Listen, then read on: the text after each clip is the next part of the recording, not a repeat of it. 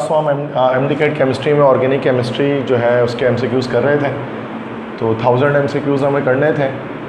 तो एमसीक्यूज़ 780 तक हमने लास्ट क्लास में कर लिया था, उसके आगे से आज हम स्टार्ट कर रहे हैं। तो एमसीक्यू 782 है कि which of the following statement are false about benzene.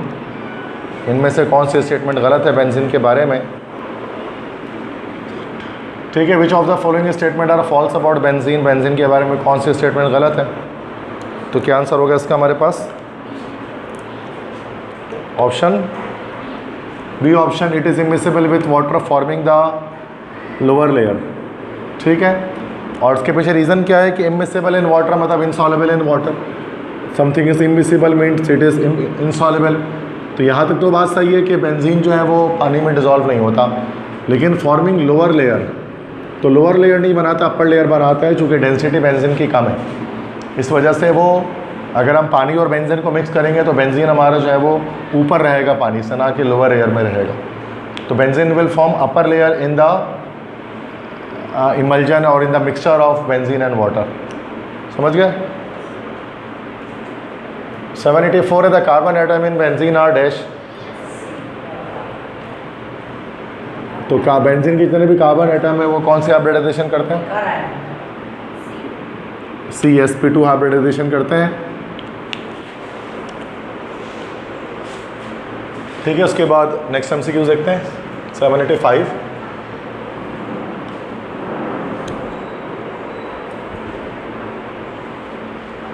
Which of the following compounds uses only sp2 hybridised orbital to bond formation.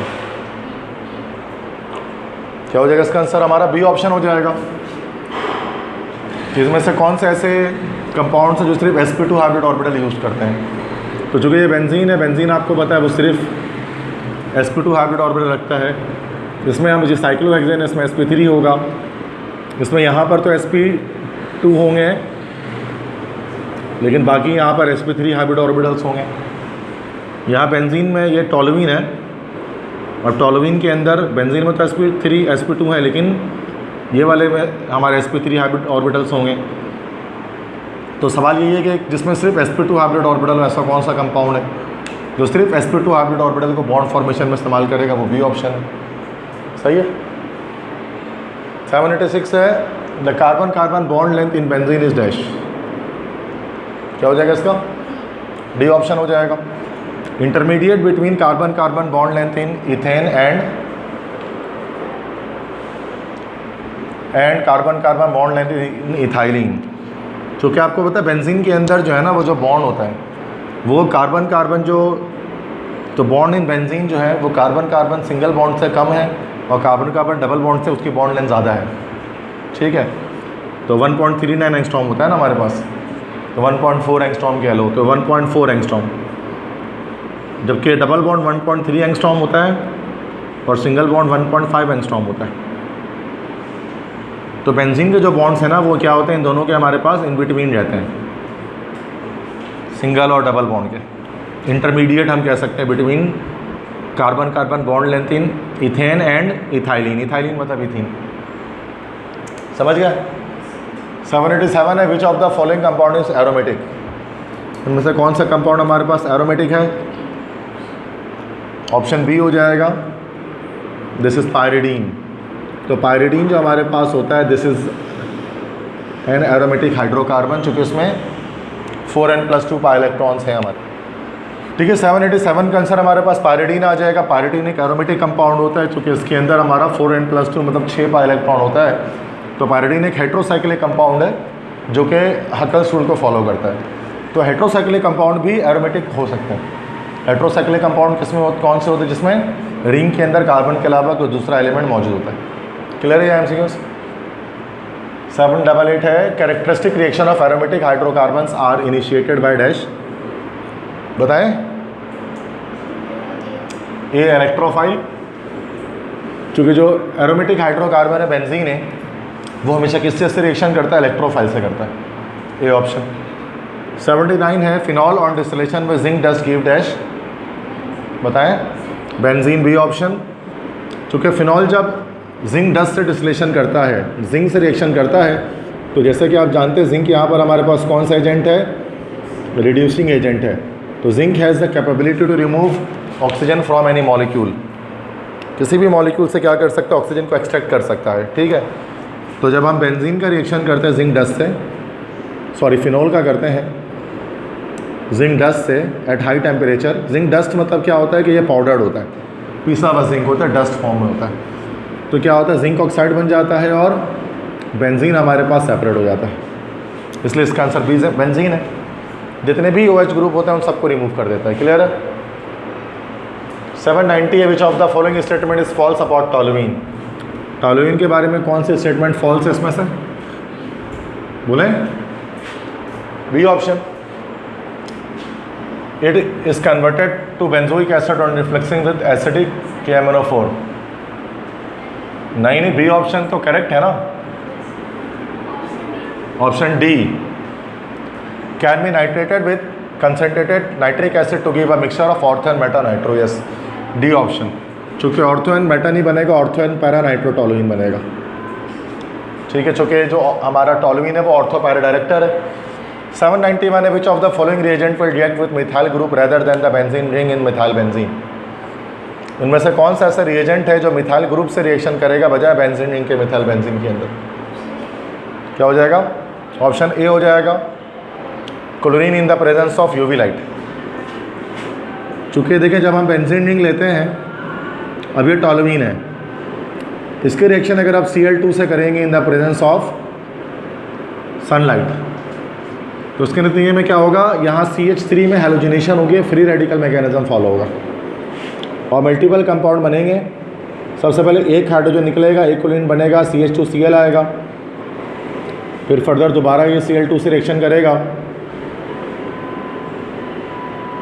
तो इस केस में फिर हमारा CHCl2 आएगा, फिर दोबारा ये HNO से रिएक्शन करेगा और इन द एंड हमारे पास CCl3 की फॉर्मेशन हो जाएगी। तो इस तरह से चेन रिएक्शन चलेगा। इसको हम लोग क्या बोलेंगे, this is called benzyl chloride. ये हमारे पास क्या करेंगे, this is called benzal chloride. और ये तीसरा वाला जो हमारे पास कहलाता है, this is called benzo chloride. तो बेंजाइल, बेंजल और बेंजो, तीन अलग अलग कंपाउंड्स हमारे पास बनते हैं। तो ये इन रिएक्शंस में आप देख सकते हैं कि टॉलुइन के अंदर मिथाइल ग्रुप जो है ना वो रिएक्शन कर रहा है। तो इस तरह के रिएक्शंस को हम ख़ास नाम देते हैं, they are called side chain reactions. तो इसमें क्या हो रहा है, बेंजीन का जो ये साइड चेन है ना बेटा, ये क्या कर रहा है, रिएक्शन में हिस्सा ले रहा है। समझ गया कि क्या एक्सप्लेनेशन इसकी है, MCQs की। 792, विच of the following can be made by action of methyl chloride on benzene in the presence of aluminium chloride. क्या बनेगा इसमें, अच्छा इसमें ये चारों ऑप्शन गलत हैं। चूँकि अगर हम बेंजीन लेंगे, अगर बेंजीन लेते हैं और उसके रिएक्शन हम कराते हैं CH3Cl के साथ इन द प्रेजेंस ऑफ AlCl3, तो क्या बनेगा हमारे पास, टॉलुइन बनेगा प्लस HCl। तो टॉलुइन यहाँ पर ऑप्शन में ही नहीं है, तो ये हमारा एक ई ऑप्शन हमारा होना चाहिए था यहाँ पर, जिसका टॉलुइन आंसर होना चाहिए था, तो उसको हम ठीक कर देते। सही है। 793 है, for reactions of ethyl benzene the ethyl group is consider dash. Ethyl group कौन सा डायरेक्टर होता है,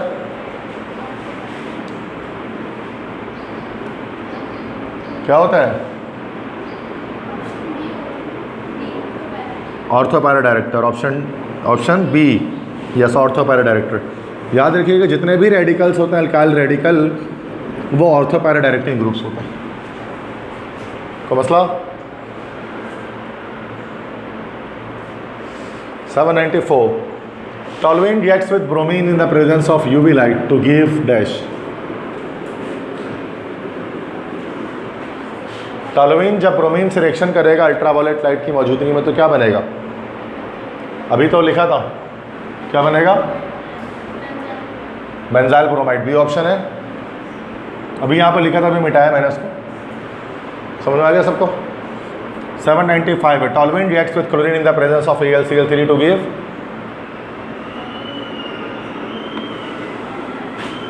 चूँकि हम देख सकते हैं कि जो टोल्यूइन हमारे पास है ऑर्थो पैरा डायरेक्टर है, उसके रिएक्शन अगर Cl2 से कराएंगे इन द प्रेजेंस ऑफ AlCl3 तो उसमें दो कंपाउंड्स हमें मिलेंगे ना। चूँकि टोल्यूइन हमारा ऑर्थो पैरा डायरेक्टर है तो ऑर्थो पर एक Cl मिलेगा और एक पैरा पर Cl मिलेगा, तो ये हमारा बनेगा O क्लोरो टोल्यूइन और दूसरा क्या बनेगा P क्लोरो टोल्यूइन। तो आंसर हमारे पास क्या हो गया, ऑप्शन बी हो गया O + P chlorotoluene. Clear. 796 है, toluene undergoes oxidation to give dash. Toluene की ऑक्सीडेशन से क्या मिलता है, ऑप्शन डी बेंजोइक एसिड मिलेगा। कोई भी अगर हम एरीन लेते हैं तो उसके ऑक्सीडेशन से हमारा बेंजोइक एसिड ही आता है। सही है। 797 ethyl benzene undergoes oxidation with acidic potassium dichromate to give dash. दोबारा डी ऑप्शन बेंजोइक एसिड। जो भी आप एरीन लेंगे उसका हमारे पास जो एंड प्रोडक्ट होगा वो बेंजोइक एसिड ही होगा ऑक्सीडेशन का। कोई मसला समझ में आ गई बात आपको। 798 oxidation of cumene with acidic potassium dichromate. तो क्यूमीन क्या हमारे पास होता है, क्यूमीन होता है आइसोप्रोपाइल बेंजीन, इस तरह से होता है ना बच्चों। This is called cumene, cumene या इसी को हम लोग कहते हैं this is called isopropyl benzene. तो जब हम इसकी ऑक्सीडेशन करेंगे एसिडिफाइड पोटेशियम डाइक्रोमेट के साथ तो क्या बनेगा, चूँकि ये एक एरीन है, ये भी तो एक एरीन ही है ना भाई, अल्काइल बेंजीन है। तो जब भी अल्काइल बेंजीन को ऑक्सीडेशन करते हैं तो बेंजोइक एसिड मिलता है, तो क्या ऑप्शन हो जाएगा, D option benzoic acid. Clear है। नेक्स्ट है 800 MCQs है। Oxidation of p xylene with acidic potassium dichromate gives dash. बताइए। अब पी ज़ाइलिन पैराज़ाइलिन हमारे पास क्या हो सकता है, पैराज़ाइलिन हमारे पास ज़ाइलिन जिसमें 2 CH3 ग्रुप है ना, और जब हम इसकी ऑक्सीडेशन करेंगे तो ऑक्सीडेशन करने पर क्या होगा कि दोनों जगह पर COOH ग्रुप आ जाएगा, 1 पर भी आ जाएगा और सिर्फ 4 पे भी आ जाएगा। तो ये हमारे पास ए ऑप्शन आ जाएगा। इसका नाम हमारे पास क्या होता है, टारपेथैलिक एसिड। तो याद रखिएगा। तो मसला 801 क्रिसोल ऑन डिस्टिलेशन में जिंक डस्ट गिव्स डैश। जब क्रिसोल के डिस्टिलेशन करते हैं जिंक डस्ट से तो क्या मिलता है। अब क्रिसोल क्या होता है, बेंजीन रिंग के साथ OH, ये फिनॉल हुआ और एक जगह से कहीं पर CH3 लगा दें तो ये क्रिसोल हुआ, उसको हम क्या बोलेंगे, ओ क्रिसोल। इसका जिंक से रिएक्शन कराएंगे तो जिंक डस्ट से, तो जिंक क्या एक रिड्यूसिंग एजेंट है, तो ये OH ग्रुप हट जाएगा जिंक ऑक्साइड बन के, तो हमारे पास जस्ट एंड में टोल्यूइन रह जाएगा बेटा। ये इसका मैकेनिज्म हो गया, डी ऑप्शन टोल्यूइन। ठीक है, ऐसे ही होगा रिएक्शन ये। तो मसला आसान है। 802 है, an organic compound A has a molecular weight 78 and empirical formula CH. A is resistant to attack by oxidizing agent but undergoes substitution and addition reaction. X-ray analysis shows that the distance between reaction carbon atom is 1.39 angstrom, intermediate between single and double bond length. The evidence suggests that the compound A is dash. इसमें कई एक मतलब आपको property पूरी explain कर दी, पूरा biodata रख दिया आपके सामने बेंजीन का। अगर सिर्फ एक लाइन भी बोलते तो हम यहीं पे आते हैं, लेकिन उन्होंने पूरा बायोडाटा आपके सामने खोल दिया इसका। तो असल में ये हमारा बेंजीन है ना भाई, हर एक पॉइंट से पता लग रहा है कि ये बेंजीन है। इतना नहीं भी बताते ना तो मसला नहीं होता। तो लंबा सवाल देके परेशान नहीं होना चाहिए, ये तो और आसान हो रहा होता है, एक्सप्लेन कर रहे हो तो और बात हो। 803 है, benzene undergoes substitution reaction more easily than addition reaction because of dash. D option, there is delocalisation of electron. Delocalisation की वजह से बेंजीन का पाई बॉन्ड इतना इजी ब्रेक नहीं होता, इसलिए बेंजीन एडिशन रिएक्शन के बजाय सब्स्टिट्यूशन रिएक्शन करने को फोकस करता है। समझ में आगे बात, आगे बढ़ते हैं। 804 benzene reacts with concentrated nitric acid in the presence of concentrated sulphuric acid to give nitrobenzene. This reaction is an example of सी है electrophilic substitution. 805 which of the following agents is use in order to make benzene react with concentrated nitric acid to give nitrobenzene. इनमें से कौन सा agent है जो use किया जाएगा जिसको नाइट्रिक एसिड के साथ मिलाया जाएगा नाइट्रोबेंजीन बनाने के लिए? ये ऑप्शन है कंसंट्रेटेड सल्फ्यूरिक एसिड। क्योंकि आप जानते हैं सल्फ्यूरिक एसिड और नाइट्रिक एसिड दोनों का मिक्सर नाइट्रेटिंग एजेंट होता है जो बेंजीन के नाइट्रेशन करके बेंजीन को नाइट्रोबेंजीन में कन्वर्ट करता है और बेंजीन रिंग पर NO2 ग्रुप जाकर अटैच होता है। पता है ये बात सबको? मसला तो नहीं है? 806 है which of the following agent is used in order to make benzene react with acetyl chloride to give acetophenone? असैलेशन है ना, फ्रेडल-क्राफ्ट असैलेशन। तो उसमें क्या ऑप्शन आएगा? बी ऑप्शन आएगा कि बेंजीन जब भी एसिटाइल क्लोराइड से रिएक्शन करेगा तो वो हमेशा लेविस एसिड की मौजूदगी में करेगा AlCl3। तो इन दैट केस क्या होगा कि वो एसेटोफिनोन की फॉर्मेशन करेगा। रिएक्शन करूँ तो नहीं समझ में आ रही बात क्या है सबको? ठीक है। 807 Which of the following agents is used in order to make benzene react with bromine to give bromobenzene?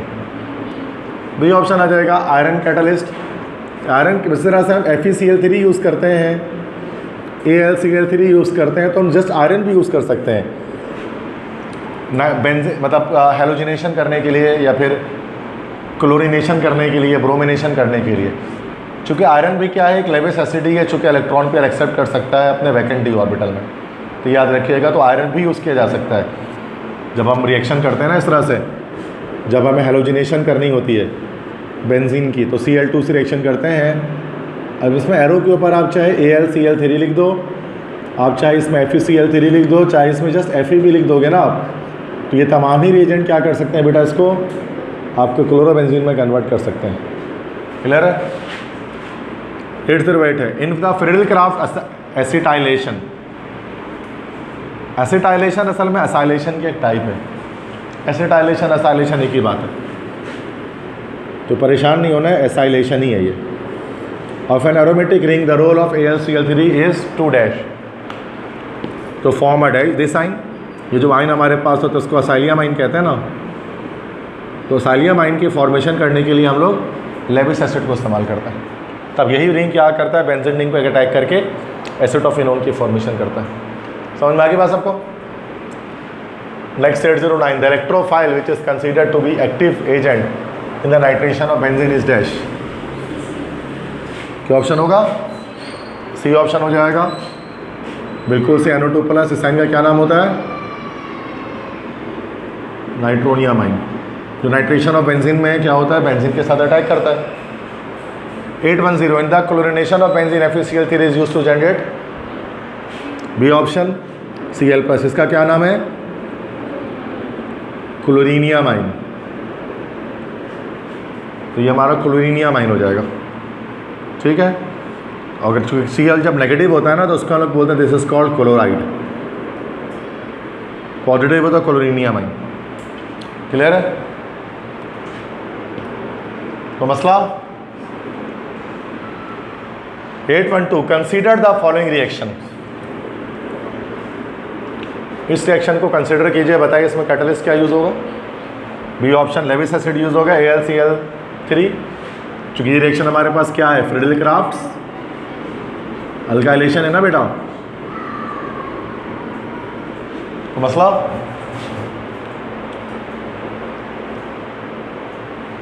813 benzene reacts with H2 at 150 degree centigrade at 30 atm in the presence of nickel catalyst to give dash। हाँ जी क्या होगा? Benzene का reaction hydrogen के साथ हो रहा है ना, ये बेंजीन हमारे पास है, हाइड्रोजन के साथ हो रहा है।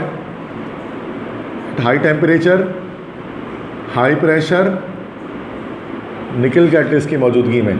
क्योंकि आपको पता है बेंजीन नॉर्मल कंडीशन पे तो आपको पता है कि एडिशन रिएक्शन नहीं करता, एक्सट्रीम कंडीशन पे करता है, जब टेम्परेचर ज़्यादा हो, प्रेशर ज़्यादा हो और उसके साथ एक कैटलिस्ट यूज़ किया जाए। तो इन दैट केस में क्या होगा, ये सारा बेंजीन का पाई बॉन्ड टूट जाएगा और ये कंपाउंड बन जाएगा, इसका क्या नाम होगा? साइक्लोहेक्सेन। तो बी ए ऑप्शन होगा ना बेटा, साइक्लोहेक्सेन होगा। 814 है, benzene reacts with chlorine in the presence of FeCl3 catalyst to form dash.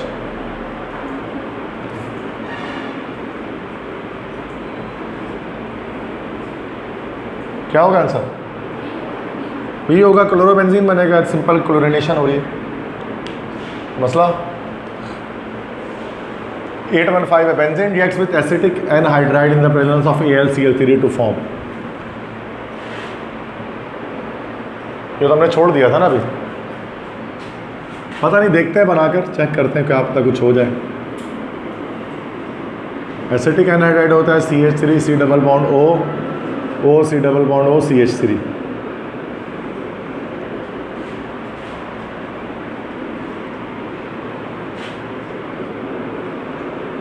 अब इसके रिएक्शन अगर हम AlCl3 से करा रहे हैं,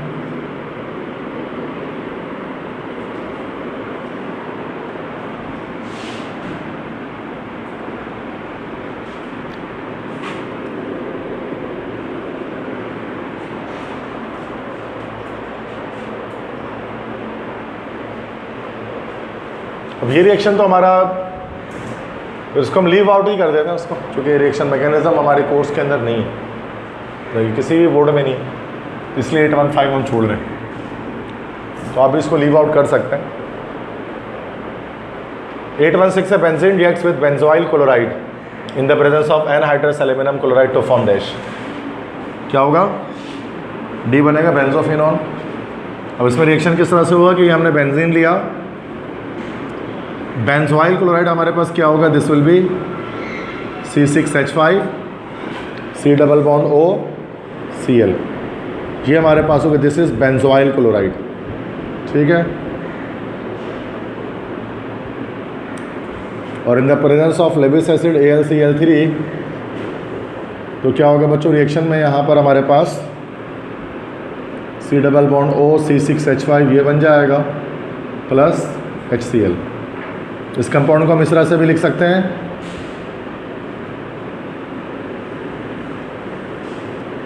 इस कंपाउंड को हम लोग क्या बोलते हैं? दिस इज कॉल्ड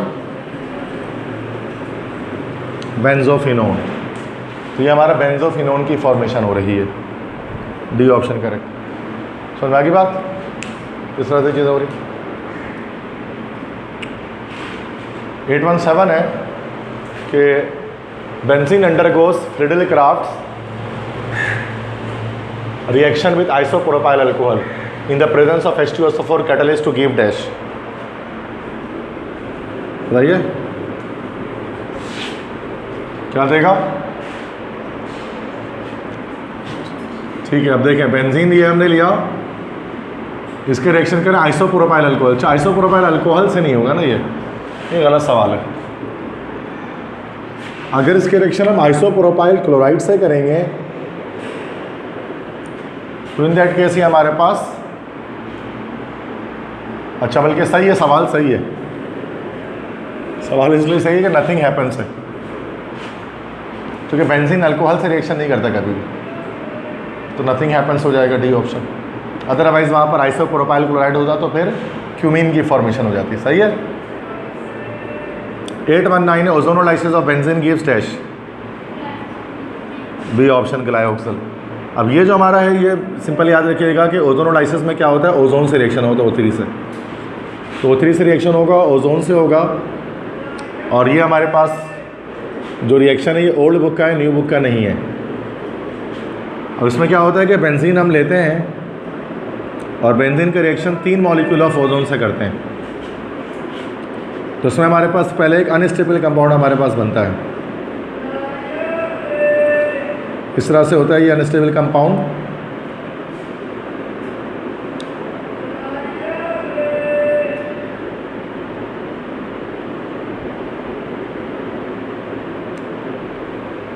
ये एक अनस्टेबल कंपाउंड हमारे पास बनता है, इसको हम लोग क्या बोलते हैं? इस कंपाउंड को दिस इज कॉल्ड ओजोनाइड। अब ओजोनाइड काफ़ी अनस्टेबल होता है। अनस्टेबल होने की वजह क्या है? इसके पास मल्टीपल इलेक्ट्रॉन पेयर्स, देखो कितने लोन पेयर्स इसके पास हैं। सिर्फ इस एक मॉलिक्यूल के पास। जैसे आप ये चेक करें नंबर ऑफ लोन पेयर्स, इतने ज़्यादा लोन पेयर किसी मॉलिक्यूल में आता है ना तो वो अनस्टेबल हो जाता है। तो अनस्टेबल जब हो जाता है तो उसको क्या करते हैं, जिंक से रिएक्शन करके इसको स्टेबलाइज करते हैं। जब जिंक से रिएक्शन होगा तो पहले क्या होगा कि यहाँ से ऑक्सीजन, यहाँ से ऑक्सीजन, यहाँ से 3 जिंक के साथ 3 ऑक्सीजन निकल जाएंगे तो 3 ZNO बना लेंगे, प्लस अब बाकी ये मॉलिक्यूल अलग से कट जाएगा, ये मॉलिक्यूल अलग से कट जाएगा और ये मॉलिक्यूल अलग से पूरा कट जाएगा। तो हमारे पास 3 मॉलिक्यूल इस तरह से आ जाएंगे। क्योंकि हाइड्रोजन भी होगा ना इनके साथ, हाइड्रोजन मैंने शो नहीं किया, ये सब CH है ना बेटा।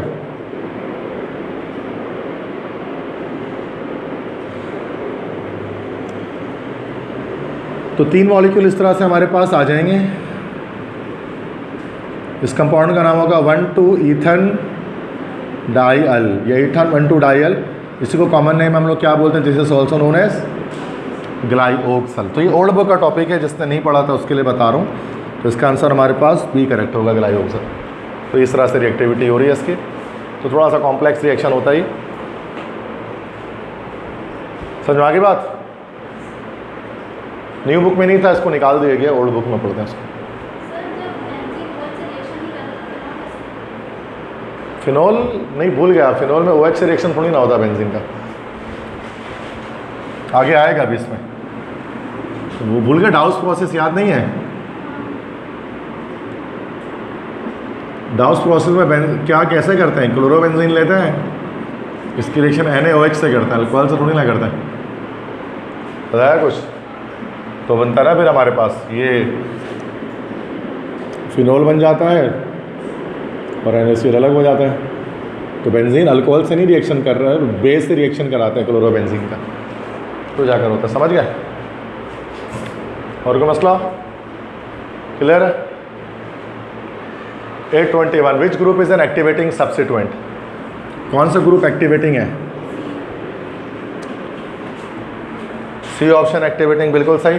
जिसके पास लोन पेयर होगा वो एक्टिवेटिंग होगा, क्योंकि ऑक्सीजन के पास लोन पेयर है वो एक्टिवेटिंग है। अगरचे Cl के पास भी और F के पास भी लोन पेयर है, तो ये इनको भी एक्टिवेटिंग होना चाहिए, लेकिन ये एक्टिवेटिंग नहीं है, डीएक्टिवेटिंग है। क्यों? Due to their high electronegativity. चूँकि इनकी इलेक्ट्रोनेगेटिविटी हैलोजेंस की हाई होती है, इसकी वजह से ये इलेक्ट्रॉन पेयर ले लेते हैं, इलेक्ट्रॉन पेयर लेकर बेंजीन रिंग को डीएक्टिवेट कर देते हैं। जबकि OH क्या करता है, इलेक्ट्रॉन पेयर प्रोवाइड करता है बेंजीन रिंग को, जिसकी वजह से क्या करता है, बेंजीन रिंग एक्टिवेटेड हो जाता है। समझ गया ना? देखो अभी बेंजीन रिंग है, अब इस पर OH लगा हुआ है। OH क्या करेगा, अपने इलेक्ट्रॉन पेयर को इसको प्रोवाइड कर देगा। जब इलेक्ट्रॉन पेयर इसको देगा यहाँ पर, तो क्या होगा, ऑर्थो और पैरा पोजिशन पर नेगेटिव चार्ज जनरेट हो जाएगा, जिसकी वजह से बेंजीन रिंग मोर रिएक्टिव हो जाएगा पहले से ज़्यादा, और जो इलेक्ट्रोफाइल होगा वो ऑर्थो और पैरा पोजिशन पर अटैक करेगा। दैट्स वाई जो एक्टिवेटिंग ग्रुप के इलेक्ट्रोफाइल्स होते हैं वो ऑर्थो पैरा डायरेक्टर भी होते हैं। समझ गए? 823 इन इलेक्ट्रोफिलिक एरोमेटिक सब्स्टिट्यूशन रिएक्शन, मतलब electrophilic substitution reaction, a chlorine substituent is dash. क्या होता है बेटा? एक्टिवेटिंग ग्रुप भी होता है, एक्टिवेटर भी होता है। B is a deactivator and ortho para director. वाहिद हैलोजन है जो OP डायरेक्टर होने के बावजूद डीएक्टिवेटिंग है, due to its high electronegativity. Electron pair दे देता है, इसी वजह से ऑर्थो पैरा डायरेक्टर है, लेकिन चूंकि इलेक्ट्रोनेगेटिविटी ज़्यादा है इस लिहाज से ये डीएक्टिवेटिंग ग्रुप है। एक्सेप्शन है, समझ जाए, हैलोजन इसके अंदर। समझ में आ गई बात? कुछ पूछना है किसी को? 824 विच of the following substituent is an ortho and para director and ring deactivating. बताइए। ऑप्शन बी हो जाएगा, सही है, Cl हो गया। ऑर्थो पैरा डायरेक्टर तो है चूँकि लोन पेयर दे सकता है, डीएक्टिवेटिंग है चूँकि इलेक्ट्रोनेगेटिव ज़्यादा है। 826 phenol is an ortho para director because the hydroxyl group dash. क्या हो जाएगा इसका? B option. जैसे भी मैंने बताया ना, donates electron that increase electron density at ortho and para position favouring electrophile. अभी मैंने बताया था ना डायग्राम। ये फिनॉल क्या करता है, जो उसका हाइड्रोक्सिल ग्रुप है वो अपना इलेक्ट्रॉन पेयर बेंजीन को दे देता है, जिसकी वजह से ऑर्थो और पैरा पोजिशन पर नेगेटिव चार्ज जनरेट हो जाता है और वो इलेक्ट्रोफाइल उस पर ईजिली अटैक कर पाता है। समझे? नहीं समझे?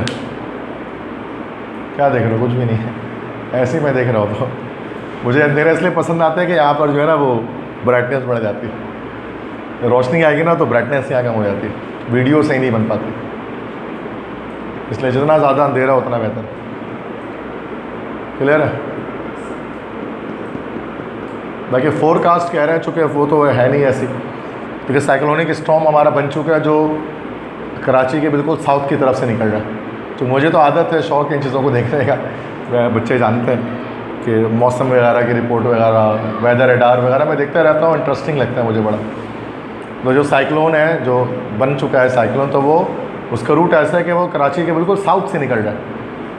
वो जब बिल्कुल साउथ से निकल रहा है तो क्या है कि उसका कराची में कोई इन्फ्लुएंस नहीं है, थोड़ी बहुत हवाएं चल रही हैं बस तेज़, ये इन्फ्लुएंस है। वो भी साइक्लोन की वजह से जो कराची के पास से गुजर रहा है, मतलब कराची को उसने हिट नहीं किया, वो पहले भी हिट नहीं करना था, और कराची की पोजीशन ऐसी है नहीं कि उसमें साइक्लोन हिट करे, वो हमेशा उसके दूर से कहीं निकल जाता है। साइक्लोन का नुकसान ही होता है ना बनने का कि बारिश भी रुक जाती है, जो कि साइक्लोन क्या करता है, बारिश के बादलों को खींच लेता है अपनी तरफ। अभी आप देखेंगे बहुत तेज़ी से बादल समंदर की तरफ जा रहे होंगे सारे, बारिश के दूर दूर से, क्योंकि रीज़न यही है कि वो साइक्लोन घूम रहा है ना, तो वो क्या करे, बादलों को खींच रहे हैं। अगर ये साइक्लोन नहीं बनता, रुका रहता, तो बारिशों के चांसेस होते हैं कराची में। ये कल रात से ही एक चीज़ पता थी, लेकिन गवर्नमेंट आपको पता है कि वो छुट्टियों देने पर ज़्यादा फोकस करती है कि छुट्टी दे दिया जाए, बजाय इसके कि हम रोड्स को बना दें, रोड बना दें या सड़क बना दें ताकि बच्चे आ जा सकें। हम क्या करते हैं, छुट्टी दे देते हैं, कुछ छुट्टी दे दो, फिर छुट्टी नहीं देंगे, कोई हादसा हो जाएगा तो गवर्नमेंट का नाम आएगा कि कोई बच्चा घड़े में गिर गया और मर गया और ये हो गया। बेहतर है छुट्टी दे दो। मतलब एक है ना कि घुमा के मसले को सॉल्व करने के बजाय उसको अदर तरह से सॉल्व करने की कोशिश करते हैं, सस्ते में काम हो जाए, सस्ते में निपट जाए। देखिए पूरी दुनिया में बारिशें होती हैं, मलेशिया है, सिंगापुर है, श्रीलंका है, ये वो कंट्रीज़ हैं डेली बारिशें, रोज़ाना सुबह शाम बारिश होती है। लेकिन वहाँ क्या 365 दिन स्कूल बंद रहते हैं क्या? वहाँ खुले रहता है, बच्चे अम्ब्रेला लेकर जा रहे होते, देखा होगा अम्ब्रेला एक ज़्यादा इसलिए हुआ है भाई ताकि बारिश में आप अपने काम कर सको। लेकिन ये उन कंट्री में जहाँ के रोड्स अच्छे हैं, हमारी तरह तो नहीं हो सकता। तो ये गवर्नमेंट हमेशा से करती है, जबकि तालीम चूँकि हमारी प्रायोरिटी में है नहीं, तो हमारी तरजीहात में तो है नहीं, इसलिए गवर्नमेंट उसको फोकस ही नहीं करती है, उसको डाउन कर देती है फ़ौरन से कि बस छुट्टी पे छुट्टी करते रहो, बच्चों का कोर्स ख़त्म होना हो, सिलेबस ख़त्म होना हो, क्या फ़र्क पड़ता है। तो तालीम तो वैसे भी इतना ज़्यादा तरजीहात में हमारी शामिल नहीं है। इसके बावजूद कोई बच्चा कराची में रहकर या सिंध में रहकर पढ़ के कोई डॉक्टर बन रहा है, इंजीनियर बन रहा है, तो बड़ी बात है, इन सारे प्रॉस एंड कॉन्स को देखते हुए। सिंपल सी बात है। तो ये बी ऑप्शन हो गया हमारा, डोनेट्स इलेक्ट्रॉन। ठीक है, नेक्स्ट आगे बढ़ते हैं। Next A27, compare to benzene nitration of toluene takes place at dash. हाँ जी, बी हो जाएगा फास्टर रेट, चूँकि टॉलुइन में हमारा एक एक्टिवेटिंग ग्रुप लगा हुआ है CH3, जो क्या करेगा, रिएक्शन के रेट को बढ़ाएगा। अच्छा, अगर हम टॉलुइन की बात करते हैं, ये हमारा टॉलुइन है ना, CH3। अब ये एक एक्टिवेटिंग ग्रुप है, लेकिन इसके पास तो इलेक्ट्रॉन पेयर है ही नहीं, तो ये कैसे ऑर्थो और पैरा पोजीशन पर नेगेटिव चार्ज को बढ़ा सकता है? इसके पास तो है ही नहीं इलेक्ट्रॉन पेयर, तो ये देगा कैसे इलेक्ट्रॉन पेयर? OH का चलो हम मानते हैं कि OH का, फिर भी हम मान लेते हैं कि सर ठीक है OH में इलेक्ट्रॉन पेयर है, OH का हम फिर भी मान लेते हैं, लेकिन टॉलुइन मिथाइल ग्रुप कैसे ऑर्थो पैरा डायरेक्टर हो सकता है? क्या जवाब है इसका आपके पास? पता है किसी को उसका जवाब कि ये एक्टिवेटिंग कैसे? हाँ, तो देखो इसमें भी इलेक्ट्रॉन पेयर ट्रांसफ़र होता है, लेकिन बाय डिफरेंट इफेक्ट ना। इसमें हमारे पास, आप याद करो, भूल गए आप लोग हैं, इसमें लगता है हाइपर कॉन्जुगेशन। याद आया? Hyper conjugation. हाइपर कॉन्जुगेशन क्या है? एक इलेक्ट्रॉन डिस्प्लेसमेंट इफेक्ट है। तो होता क्या है कि CH का एक बॉन्ड टूट जाता है, ब्रेक हो जाता है, फिर वो इलेक्ट्रॉन इसमें ट्रांसफ़र होता है, तो ऊपर यहाँ पर सिर्फ CH2 रह जाता है। तो एक हाइड्रोजन CH का बॉन्ड टूटता है, फिर वो इलेक्ट्रॉन ट्रांसफ़र होता है। इसको कहते हैं hyperconjugation. No bond resonance भी कहलाता है ये। यूनिवर्सिटी में जब आप जाओगे तो उसको पढ़ोगे। इंटर में हम नहीं पढ़ते इतना डिटेल में, सही है। तो मिथाइल ग्रुप में इलेक्ट्रॉन पेयर नहीं है, फिर भी ऑर्थो पैरा डायरेक्टर भी है और एक्टिवेटिंग भी है। बाकी तमाम ऑर्थो पैरा डायरेक्टर में लोन पेयर इलेक्ट्रॉन होते हैं। क्लियर है? पूछा नहीं था आपसे, ऐसे मैं बता रहा हूँ। 828 electron withdrawing groups are meta director because dash. क्या होगा बेटा? B option, the more stable resonance hybrid occurs with meta attachment to electrophile. तो मेटा पर अटैक करेगा तो ज़्यादा रेजोनेंस एक स्ट्रक्चर हमारे पास क्रिएट होगा, जिसकी वजह से इलेक्ट्रॉन विड्रॉ करने वाले ग्रुप मेटा डायरेक्टर होगा।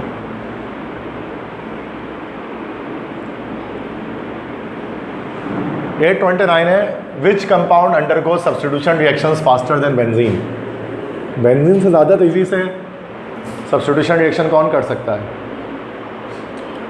बोले option B, D, yes, aniline. ये कर सकता है चूँकि NH2 हमारा एक एक्टिवेटिंग ग्रुप है, बिकॉज इलेक्ट्रॉन पेयर होता है, वो डोनेट कर सकता है इसको, तो यहाँ पर नेगेटिव चार्ज बढ़ जाएगा, तो इलेक्ट्रोफाइल इजीली अटैक करेगा ऑर्थो और पैरा पोजीशन पर। ये ऑर्थो पोजीशन हो गया, ये पैरा हो गया। समझ में आ गई बात?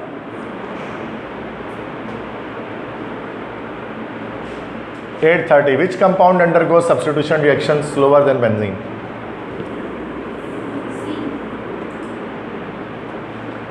यस, सी ऑप्शन हो जाएगा, बिल्कुल सही बात। क्योंकि जो फ्लोरीन है, हैलोजिन होता है, वो हमारे पास कैसा ग्रुप है? This is actually a deactivating group. तो बेंजीन रिंग की रिएक्टिविटी को डाउन करता है, डीएक्टिवेट करता है, और यहाँ पर पॉजिटिव चार्ज क्रिएट करवा देता है, मतलब डीएक्टिवेट कर देता है, सिंपल, बस ये याद रखें। वीकली डीएक्टिवेटिंग होता है बट स्ट्रांगली नहीं। डीएक्टिवेट करते हैं बहुत स्ट्रांगली नहीं, बस एक वीकली डीएक्टिवेटिंग ग्रुप हम इसको कह सकते हैं। ये ओल्ड बुक में था, न्यू बुक में हमारा सिर्फ क्या है बेटा? ऑर्थो, पैरा और मेटा डायरेक्टर। ओल्ड बुक में आप देखेंगे ना तो एक्टिवेटिंग, डीएक्टिवेटिंग ग्रुप ये सब हुआ करता है, जो हटा दिया गया हमारे न्यू बुक से। सही है? 831 which of the following compound undergoes nitration most readily. Option B, toluene में हो सकते हैं, बिल्कुल सही, ऑर्थो वो एक्टिवेटिंग ग्रुप है। 832 है, which of the following compound is most readily sulphonated. इसमें भी सी हो जाएगा, टॉलुइन। क्लियर है? 833 तो मसला कर रहा था ना इसमें, 833 छोड़ दें। 834 देखें, how many isomeric dichlorobenzenes are there. 3 हो जाएंगे, ए ऑप्शन। पता है ना सबको कैसे? पहला आइसोमर, अच्छा ये पोजीशन आइसोमर बनेंगे, दूसरा आइसोमर और तीसरा आइसोमर। दिखे बेटा 3 आइसोमर, ये तीनों पोजीशन आइसोमर्स हमारे पास है डाइक्लोरोबेंजीन के। 836 विच of the following reagent is most suitable for preparing chlorobenzene from benzene. हाँ जी बताइए, बेंजीन से क्लोरोबेंजीन बनाना है, सबसे ज़्यादा सुटेबल क्या है? बोले D option, chlorine in the presence of FeCl3। 837 which of the reaction between the following pair of reagent proceeds the mechanism that may be described as electrophilic substitution. A option हो जाएगा, benzene के reaction bromine से करेंगे in the presence of Lewis acid, तो हमारा bromobenzene बनेगा। तो मसला 838 aryl halides are less reactive towards nucleophilic substitution as compare to alkyl halide. Aryl halide क्या होता है? बेंजीन रिंग के साथ आपका X अटैच हो गया, दिस इज अराइल हैलाइड, और अल्काइल हैलाइड क्या होता है? RX। तो बताएं अराइल हैलाइड लेस रिएक्टिव क्यों होता है? बोले ड्यू टू रेजोनेंस स्टेबलाइजेशन, क्योंकि रेजोनेंस की वजह से आपको पता है स्टेबिलिटी आती है मॉलिक्यूल के अंदर। 842 which agent can be use to carry out the following conversion. A option, nitration करेंगे डाइक्लोरोबेंजीन की तो हमारा नाइट्रो ग्रुप अटैच हो जाएगा ऑर्थो पोजीशन पर। कोई मसला? 843 the following compound is called, कौन सा कंपाउंड है ये? यस ठीक है, देखो एक क्लोरल क्या बताया था मैंने आपको? क्लोरल होता है ट्राई क्लोरो एसिड एल्डिहाइड। तो उसका स्ट्रक्चर क्या बनाया था? इस तरह से याद रखिएगा, दिस इज क्लोरल। DDT क्या होता है? This is dichloro diphenyl trichloro ethane. तो ये शॉर्ट फॉर्म में बेटा ये DDT का मतलब ये होता है, ठीक है। लिंडेन नहीं पता किसे कहते हैं, छोड़ें उसको। BHC, BHC किसे कहते हैं? This is benzene hexa chloride. इसी को हम लोग क्या कहते हैं? हेक्सा क्लोरो साइक्लो हेक्सेन, जो कि ये भी एक हमारे क्या है, इंसेक्टिसाइड है। स्ट्रक्चर इस तरह से होता है ना बेटा इसका, पता है सबको ये बात। उस तरह से जो DDT होता है, DDT ये भी हमारा क्या है? This is also an insecticide, मतलब पेस्टिसाइड। अब ये देखो इस स्ट्रक्चर को देखोगे तो देखो डाइक्लोरो, डाइफिनाइल, ट्राइक्लोरो, और ये क्या बन गया? Ethane. Dichloro, diphenyl, trichloro, ethane. तो ये स्ट्रक्चर हमारा किसका है बेटा? DDT का है। बी ऑप्शन, समझ गए तो मसला।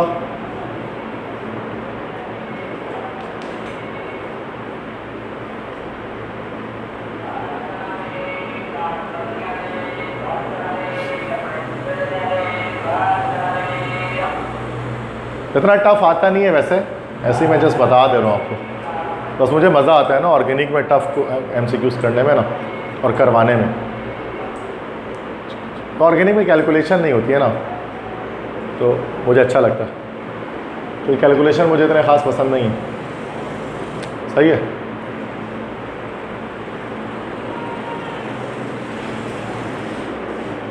आगे बढ़ते हैं। 8th trouble for a DDT is prepared by the reaction of chlorobenzene with dash।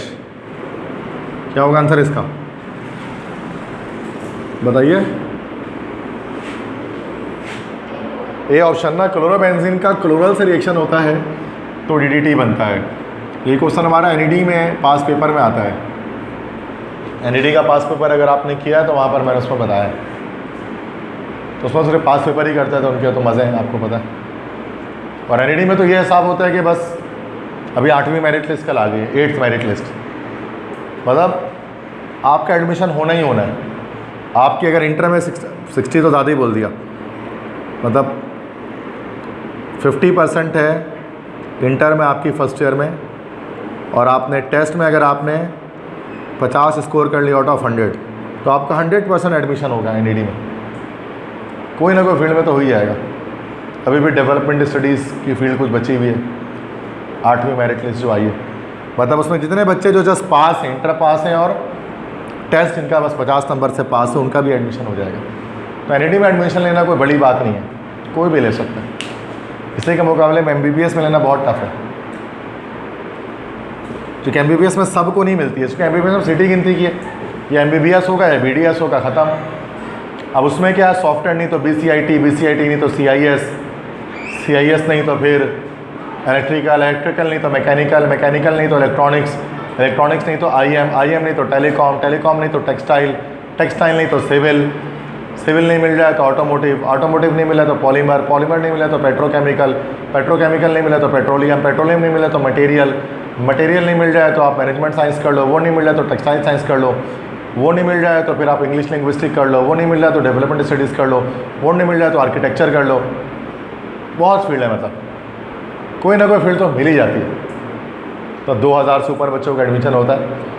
तो अभी आपके यहाँ पर कितना है, गिनती के 800 बच्चे पूरे कराची से जाते हैं, तो सीटें मिलनी बड़ी मुश्किल है। तो यहाँ बड़ा मेहनत बड़ी चाहिए, समझ गए। उन्होंने कितनी कम मेहनत की NED वालों ने, और एडमिशन लेके बैठ गए, क्लासेस भी शुरू हो गई हैं, और आप उसके उनके साथ अपने मेहनत शुरू की और अब तक कर रहे हैं, और अभी भी लग रहा है जैसे कुछ किया ही नहीं। यही होता है फ़र्क। 848, which of the following statement is false about nitrobenzene. कौन सी बात गलत है नाइट्रोबेंजीन के बारे में? Yes, can be oxidise with KMnO4 to give benzoic acid, तो क्या हमेशा टॉलुइन देता है benzoic acid. Okay, 849, which of the following compounds reacts least rapidly in electrophilic substitution reaction. सबसे स्लो रिएक्शन कौन करेगा? ब्रोमोबेंजीन करेगा, बिल्कुल सही, सी ऑप्शन। क्योंकि डीएक्टिवेटिंग ग्रुप है। 850 है, nitrobenzene reacts with Br2 in the presence of FeCl3 to give what?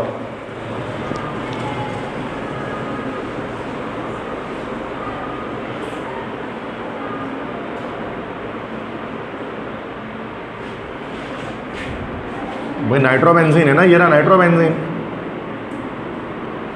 इसका रिएक्शन हो रहा है ब्रोमीन के साथ इन द प्रेजेंस ऑफ FeCl3, तो ब्रोमीन क्या होगा? अब मेटा डायरेक्टर है ना ये, तो क्या होगा? ब्रोमीन मेटा पोजीशन पर अटैक हो जाएगा, तो मेटा ब्रोमो नाइट्रोबेंजीन क्या हो जाएगा? डी ऑप्शन हो जाएगा। सही है? और यहाँ तक नहीं किया था ना आप लोगों ने, तो ये भी किया हुआ था, नहीं किया था ना यहाँ तक। अब जो नया आ रहा है अब थोड़ा सा स्लो हो जाएगी स्पीड। 850 पर nitration of nitrobenzene with HNO3 और H2SO4 गिव्स व्हाट? नाइट्रोबेंजीन के नाइट्रेशन करेंगे तो क्या मिलेगा? डबल नाइट्रेशन होगी ना। अभी हमने नाइट्रोबेंजीन लिया और उसकी फर्दर नाइट्रेशन कर रहे हैं, तो हुआ क्या? NO2 ग्रुप दोबारा से मेटा पर अटैच हो जाएगा, तो मेटा डाइनाइट्रोबेंजीन बन जाएगा हमारा। क्या ऑप्शन हो जाएगा? ये ऑप्शन हो जाएगा। क्लियर है? 859 when ammonia is added to an alkyl halide it's in the presence of base. Ammonia और अल्काइल हैलाइड के रिएक्शन से क्या बनता है?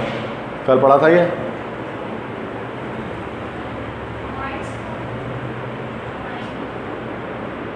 ये ऑप्शन ना, प्राइमरी अमाइन फॉर्म्स। भूल गए क्या भाई? याद करो, CH3Cl प्लस NH2 NH3, तो CH3 NH2 बनता है प्लस HCl। याद आया कुछ? अब ये चलता रहता है प्रोसेस आगे।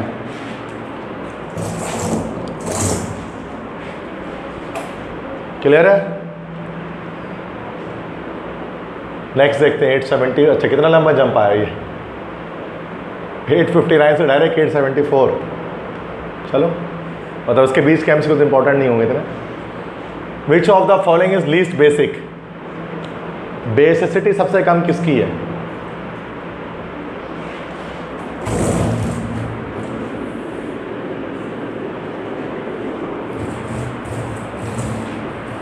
देखो हैं तो सारे बेस,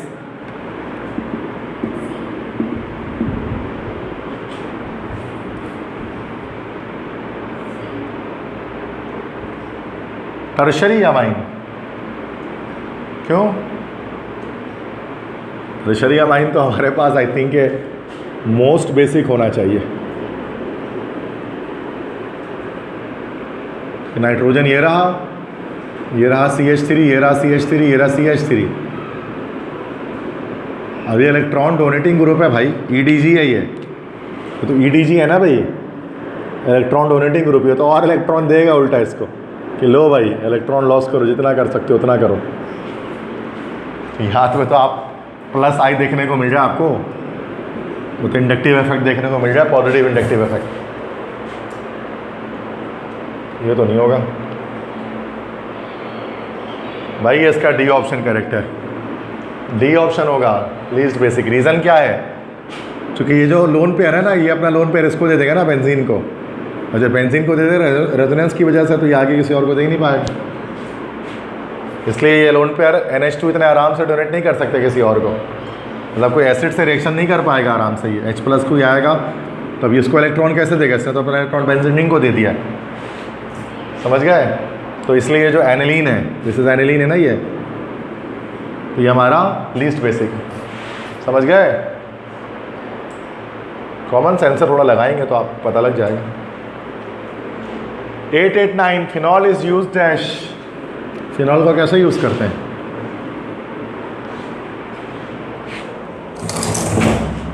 बताइए फिनॉल का क्या यूज है? जी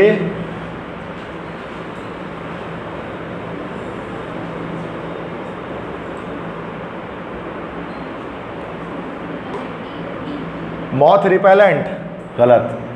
मॉथ रिपेलेंट तो आपका वो होगा DDT होगा, हेक्साक्लोरोसाइक्लोहेक्सेन होगा, इंसेक्टिसाइड्स। तो ये फिनॉल कब से यूज़ कर लिया मौत रिपेलेंट में? फिनॉल क्या होता है? फिनॉल होता है डिटॉल, एंटीसेप्टिक है भाई। ये क्या हो गया? डिटॉल होता है ना फिनॉल, डिटॉल में डलता है। तो एंटीसेप्टिक है, ज़ख़म साफ करता है, सेप्टिक से बचाता है। पढ़ा होगा आपने यूजेस ऑफ फिनॉल में इसको। एनेस्थेटिक के तौर पे हम लोग डाइथाइल यूज़ कर रहे होते हैं, और अल्कोहलिक बेवरेज इथेनॉल होता है। मौत रिपेलेंट DDT है। भूल गया क्या? याद रखो बच्चों, ऐसा नहीं करो। 890 है, which of the following compound is aspirin? ये तो पता होगा, बायो वाले बैठे वो सारे।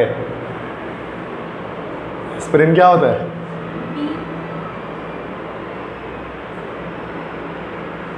पढ़ा होगा ही आपने फार्मास्यूटिकल इंडस्ट्री में बेटा। डी है ये, एसिटाइल सैलिसाइक्लिक एसिड। एस्पिरिन बनता है सैलिसाइक्लिक एसिड से, लेकिन एस्पिरिन खुद सैलिसाइक्लिक एसिड नहीं होता है। सैलिसाइक्लिक एसिड से बनाया जाता है एस्पिरिन। एक रिएक्शन होता है कोल्बे रिएक्शन, कोल्बे सिंथेसिस कहते हैं। तो ये एसिटाइल सैलिसाइक्लिक एसिड होना चाहिए, जो एस्पिरिन का फार्मूला है। पढ़ा होगा फार्मास्यूटिकल्स में। ये एस्पिरिन किस तरह का ड्रग है? ये पेन एनाल्जेसिक, एनाल्जेसिक है ना ये। डिस्प्रिन वगैरह जो होता है उसमें होता है ना। डॉक्टर बनने वाले आप लोगों को पता होना चाहिए सब। दवाई का नाम तो हिफ्ज कर लो बैठ के अभी से। 894 है, phenol reacts with excess of bromine water to give dash. ये फिनॉल का रिएक्शन है। सी ऑप्शन बिल्कुल सही जवाब। ये लाइबा ने सही जवाब दिया कि 2,4,6 ट्राइब्रोमोफिनॉल। जब ब्रोमीन का रिएक्शन होगा ना ब्रोमीन वाटर से, तो 2,4,6 ट्राइब्रोमोफिनॉल बनेगा। स्ट्रक्चर तो पता है इसका, इस तरह का होता है ना, लाइक दैट, क्योंकि एक्सेस में यूज़ कर रहे हैं। ये होता है 2,4,6 ट्राइब्रोमोफिनॉल। ये फिनॉल की केमिकल प्रॉपर्टी में पढ़ा होगा हमने। सही है बेटा।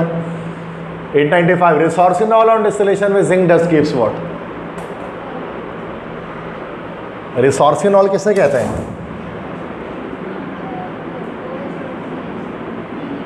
इसमें ये बेंजीन रिंग है, और इसमें क्या चीज़ लगी होगी हमारे पास? OH लगी होगी। कहाँ? एक यहाँ पर और दूसरी यहाँ पर। उसके रिएक्शन जब हम जिंक डस्ट से कराएंगे तो क्या होगा? बेंजीन बनेगा ना। जितना OH है सबको रिमूव कर देगा, तो बेंजीन बनेगा। मैंने बताया था ना, जितने OH है सबको रिमूव करता है ये जिंक। अब वो चाहे वो रिसोर्सिनॉल हो, कैटिकॉल हो, पैरोगेलॉल हो, फिनॉल हो, क्रिसॉल हो, कुछ भी हो, किसी भी तरह का फिनॉल हो। क्लियर है? नहीं समझ में आई बात? 896, Bakelite has the following characteristic.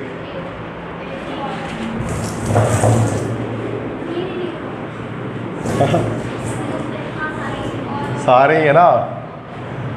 D option. तो ए और बी तो है ही है, बाकी सी भी होगा। All of the above. सही है, तो ऑल ऑफ द अबव आए तो देखना चाहिए उसको, क्या पता वही आंसर में। ठीक है। 900, the compound which is most capable of hydrogen bonding. Hydrogen bond कौन बनाएंगे इन सब में से? सी ऑप्शन, फिनॉल बनाएगा। दिख रहा है hydrogen bond? 903, rank the following compounds in order of increasing boiling point. Highest lowest देख लो इसमें से। इसमें हाइड्रोजन बॉन्ड है, इसमें LDF होगा, इसमें डायपोल डायपोल इंटरेक्शन होगी, है क्या नहीं? तो इसका मतलब कि इसकी हमारे पास लोएस्ट हो गई, इसकी मॉडरेट हो गई, और इसकी हाईएस्ट हो गई फिनॉल की। तो क्या हो जाएगा हमारा? ऑप्शन डी सही है। 3 की काम है 2 से, 2 की काम है 1 से। मसला 903, phenol is acidic because of dash. Phenol acidic क्यों है?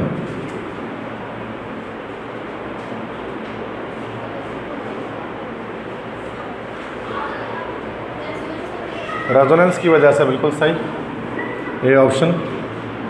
रेजोनेंस की वजह से स्टेबल उसका अनजेंडर्ड होता है ना एनाइन, पढ़ा है ना ये हमने फिनॉल में। 904 विच of the following has the most acidic proton, सबसे ज़्यादा एसिडिक कौन है इसमें से?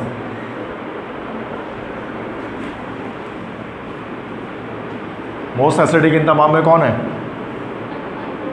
गलत जवाब, phenol.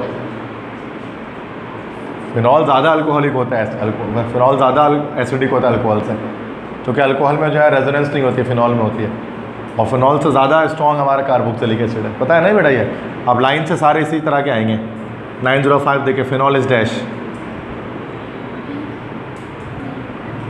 B option, weaker acid than acidic acid, बिल्कुल सही। अब लाइन से ऐसे सारे एमसीक्यूज आएंगे एसिडिटी का, चेक करिएगा।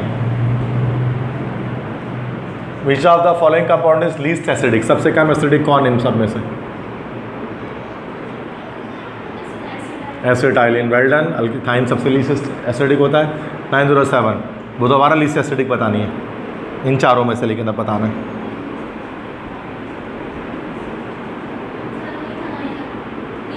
बी ऑप्शन, इथेनॉल अल्कोहल हो गया, चूंकि ये कार्बोक्सिलिक एसिड है, ये हमारा फिनॉल है। बस वो ऑर्डर याद रखिएगा, आराम से हो जाएगा। 908 तो आप बता रहे मोस्ट एसिडिक।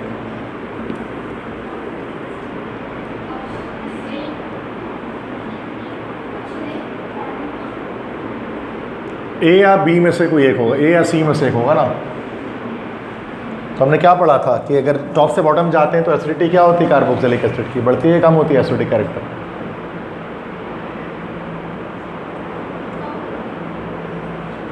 कम होती है। क्या वजह होती है कम होने की? क्योंकि CH3 इलेक्ट्रॉन डोनेटिंग ग्रुप होता है ना, यस, तो यस कम होती है। तो इतना ज़्यादा रेडिकल आता है वो इलेक्ट्रॉन डोनेटिंग ग्रुप है, इलेक्ट्रॉन डोनेट करता रहता है, जिसकी वजह से जो एसिडिक कैरेक्टर है वो कम हो जाता है। तो यस सही है, फॉर्मिक एसिड मोस्ट एसिडिक हो जाएगा। फॉर्मिक एसिड होगा ना आंसर बेटा इसका, कंफर्म? ये option. 909 which of the following compound is most acidic, इनमें बताइए।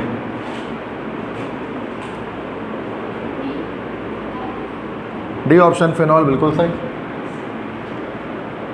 मसला 910 में फिर से बताइए मोस्ट एसिडिक कौन है? दोबारा फिनॉल, क्या डी होगा? डी होगा ना, वो तो बेसिक है इधर, ठीक है।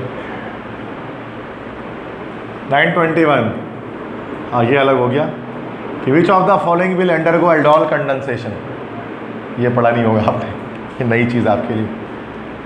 देखो बेटा याद रखो कि जो कार्बोनाइल कंपाउंड्स है ना, कार्बोनाइल कंपाउंड से मुराद हमारे पास क्या हो गए? Aldehyde and ketone. इनका रिएक्शन जब NaOH से करते हैं ना, सोडियम हाइड्रोक्साइड से, तो वो दो तरह का रिएक्शन करता है। या तो वो करता है कैनिज़ारो रिएक्शन, ये ओल्ड बुक का है, कैनिज़ारो रिएक्शन, या फिर ये करता है एल्डोल कंडेंसेशन। सुना है नाम इसका कभी? सुना है? किसी ने सुना है ये नाम? लेक्चर है, पुराने लेक्चर्स में देखे होंगे शायद, कैनिज़ारो और एल्डोल कंडेंसेशन, ठीक है। अब कैनिज़ारो रिएक्शन, अच्छा अब इसमें होता है कि कैनिज़ारो रिएक्शन क्या होता है? In the absence of alpha hydrogen, जिसमें अल्फ़ा हाइड्रोजन नहीं होता वो कैनिज़ारो करता है। और एल्डोल कंडेंसेशन कौन करता है? इन the presence of alpha hydrogen, जिसमें अल्फ़ा हाइड्रोजन होता है वो एल्डोल कंडेंसेशन करता है। अब इसमें हम देख लेते हैं कौन सा एल्डोल कंडेंसेशन करेगा, मतलब अल्फ़ा हाइड्रोजन ढूंढना है किसमें है। एसीटोन में होता है अल्फ़ा हाइड्रोजन, पहले में ही आ गया आपका, देखो कैसे।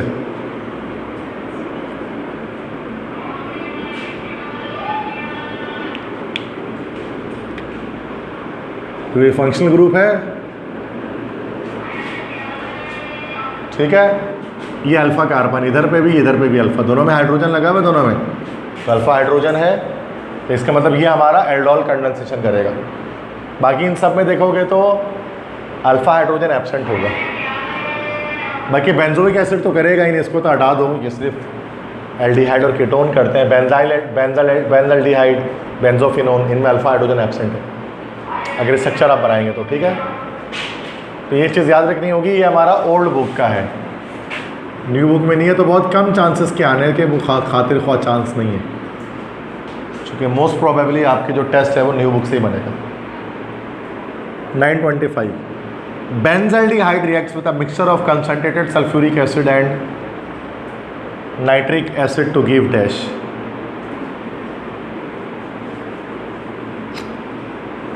ओके, मतलब बेंजाल्डिहाइड किसे कहते हैं?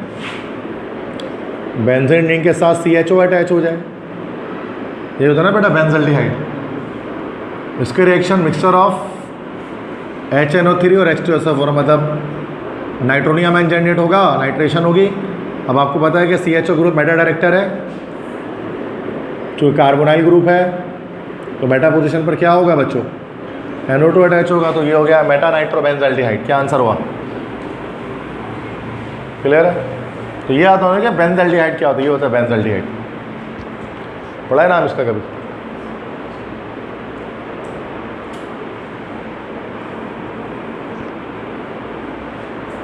नेक्स्ट करते हैं 926 acetophenone reacts with bromine in the presence of FeCl3 to form dash.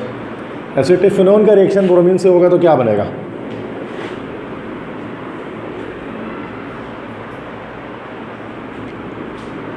बता दो। अब ये एसिटोफिनोन है, इसका ब्रोमीन से करा रहे हैं, तो ये मेटा डायरेक्टर है ना भाई, तो Br यहाँ लग जाएगा, तो क्या ऑप्शन होगा? ए के बी? अरे दो ही तो ऑप्शन है, ए होगा मेटा, दो तो मैंने ऐसे ही हटा दिया ऑप्शन, मेटा ब्रोमो एसिटोफिनोन। नहीं समझ में आई बात? 930 which of the following will give a positive tolerance test? ये सी ऑप्शन देगा पॉजिटिव टॉलरेंस टेस्ट, क्योंकि हमारा ये एल्डिहाइड ग्रुप है, ठीक है।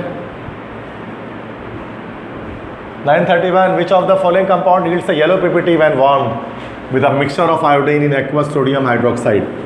तो बताया था ना मैंने आपको, वो आयोडोफॉर्म टेस्ट है ना ये येलो PPT। तो आयोडोफॉर्म में क्या बताया था? ये वाला ग्रुप ढूंढ लो या आइसो वाला ग्रुप ढूंढ लो, आइसो अल्कोहल।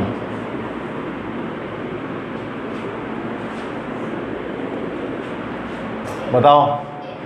एसिटोफिनोन, बिल्कुल सही, इसमें ये वाला ग्रुप होता है सही। 932 a compound A gave a positive iodoform reaction and left a solution containing a monocarboxylatine. Which of the following could be A? कह रहे हैं कौन सा इसमें से पॉजिटिव आयोडोफॉर्म टेस्ट देगा? सी ऑप्शन ही देगा, और क्या? अब डायरेक्ट, बाकी तो आयोडोफॉर्म टेस्ट देगा ही नहीं पॉजिटिव। क्लियर है? 933 how many isomers containing a benzene ring correspond to the formula this? कितने बनेंगे बेटा? यार ये डाई बेंजोइक एसिड है ना बेटा, एक तो ये बनेगा पैथेलिक एसिड, और दूसरा इसमें हमारे पास ये बनेगा, इसका क्या नाम है? आइसोपैथेलिक एसिड, और तीसरा हमारे पास बनेगा ये, इसका क्या नाम है? टरपैथेलिक एसिड।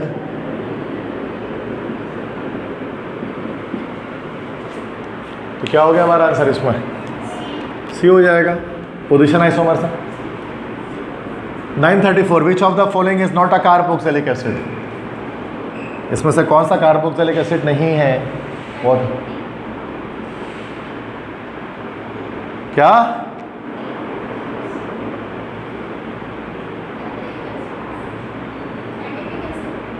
गलत जवाब। एडिपिक एसिड तो डाई कार्बोक्सिलिक एसिड है, 1,6 हेक्सेन डाइओइक एसिड। क्या हो गया? पिक्रिक एसिड ना, ये फिनॉल है, नाम धोखा देता है इसका आपको। यस, OH, इसमें कहाँ है कार्बोक्सिलिक ग्रुप? नाम ऐसा लग रहा है ना, नाम देख के लगता है ये भी कार्बोक्सिलिक एसिड, लेकिन है नहीं। हाँ बेटा, so 1035 phenyl magnesium bromide reacts with CO2 followed by acid hydrolysis to form dash. Plus D option हो जाएगा बेंजोइक एसिड। क्योंकि अगर मिथाइल मैग्नीशियम ब्रोमाइड यूज़ करते हैं तो एसिडिक एसिड बनता है। अब फिनाइल मैग्नीशियम ब्रोमाइड यूज़ कर रहे हैं C6H5 MgBr और उसकी रिएक्शन CO2 से करा रहे हैं, तो हमारे पास जो कार्बोक्सिलिक एसिड बनेगा वो बनेगा C6H5 COOH, और इसी को हम लोग क्या बोलते हैं, this is called benzoic acid. सही है, तो हमने उससे एसिटिक एसिड वगैरह बनाया है ये। ठीक है, 938 है। Which of the following asters produces butyric acid and phenol on hydrolysis? कौन सा एस्टर ब्यूटारिक एसिड और फिनॉल बनाएगा हाइड्रोलिसिस करने पर? पता नहीं, क्या देखें, बताए, चेक करते हैं। ब्यूटाइल बेंजोएट, C4 बेंजोएट मतलब हो गया C6H5 COO, ये हो गया benzoate. Butyl benzoate C4H9, hydrolysis कर रहे हैं उसकी, H2O से रिएक्शन हो गया। चेक करते हैं कि B होगा कि नहीं। Plus minus, minus plus, sorry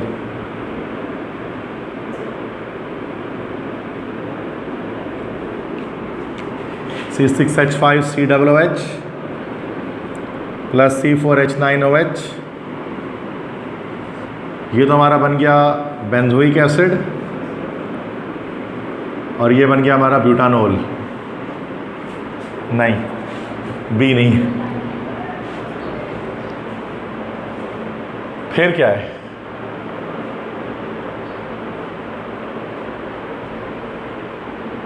आपको ब्यूटारिक एसिड और फिनॉल बनाना है, तो ऐसा एस्टर उठाएं इसमें से। तुक्का मारे पे रिकॉर्ड देखते हैं, क्या पता सही लग जाए।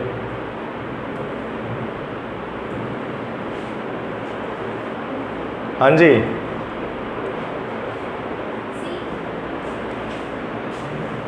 रख के निकाल। Okay, benzyl प्रोपायोनेट,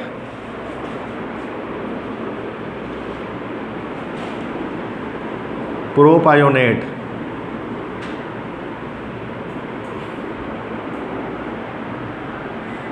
okay, C3H7 sorry C2H5 COO,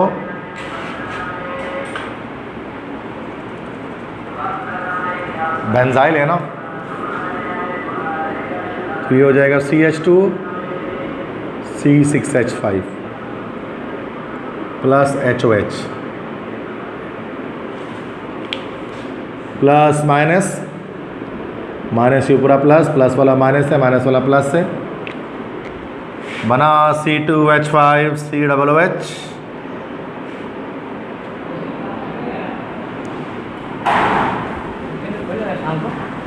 हाँ हाँ हाँ, देखते हैं, बहुत चल रहे थे साहब। हाँ, गेट बंद कर दिया। C2H5 COOH, उसके बाद हो रहा है C6H5OH। ठीक है, यहाँ पर हमारे पास क्या हुआ, दिस इज, ये तो हमारा हो गया प्रोपानोइक एसिड, और ये हमारा C6H5 नहीं, C6H5 CH2OH हो रहा है ना,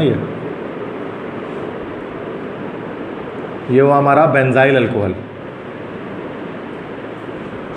तो यूँ इस तरह से हमारा C भी ठीक नहीं है।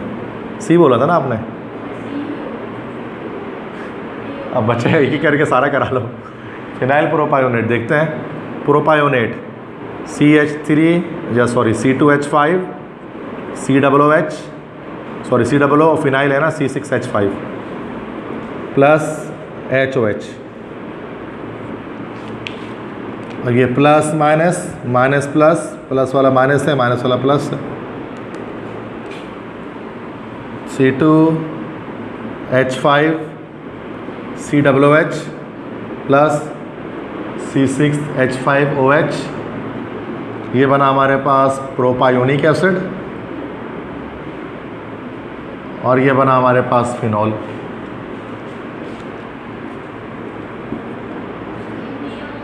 बहुत बेहतरीन, वेल डन हो गया ये तो। क्या बात है, फिनाइल ब्यूटाइरेट हो गया। अब उसको तो करने की ज़रूरत ही नहीं है, अब है ही आंसर यही था। क्या करें, समझे? तो ये तो निकालेगा वो ना, इस तरह देखोगे ना करके क्या बन रहा है क्या नहीं बन रहा है, ऐसे कैसे पता लग जाएगा? याद थोड़ी ना करके आएंगे घर से उसको। 940 sodium benzoate on heating with soda lime gives what?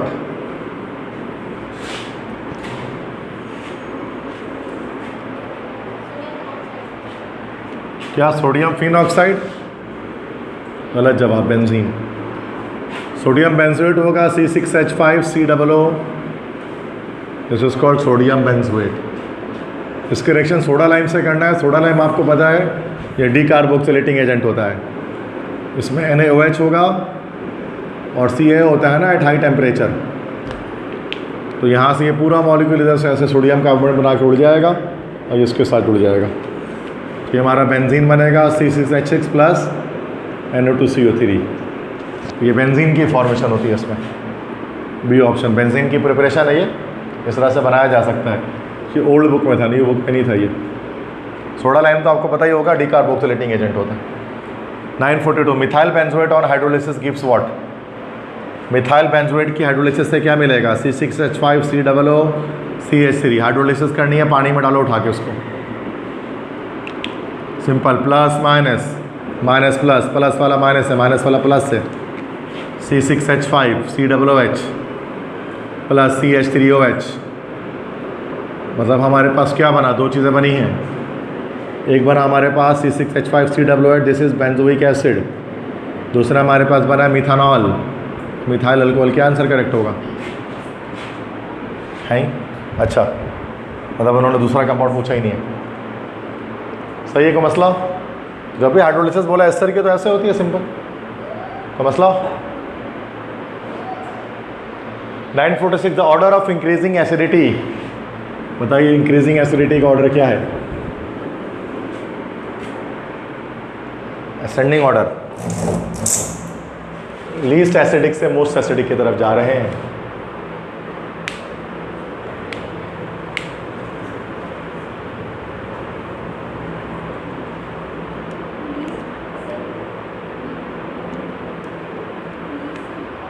Most acidic से लीस्ट की तरफ जा रहे हैं, सॉरी। बेंजोइक एसिड ज़्यादा एसिडिक होता है फॉर्मिक एसिड से, और फॉर्मिक एसिडिक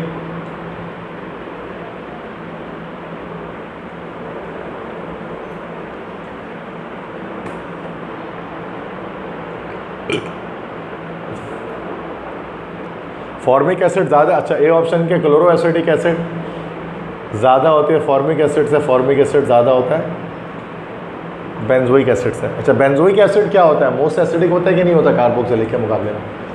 एलिफेट और एरोमेटिक, इसका क्या लिंक है?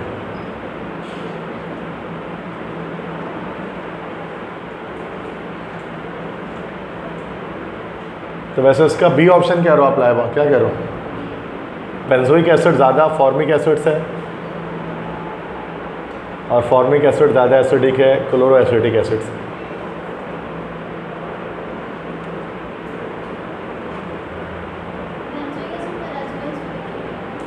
रेजोनेंस होती है, बिल्कुल होती है resonance.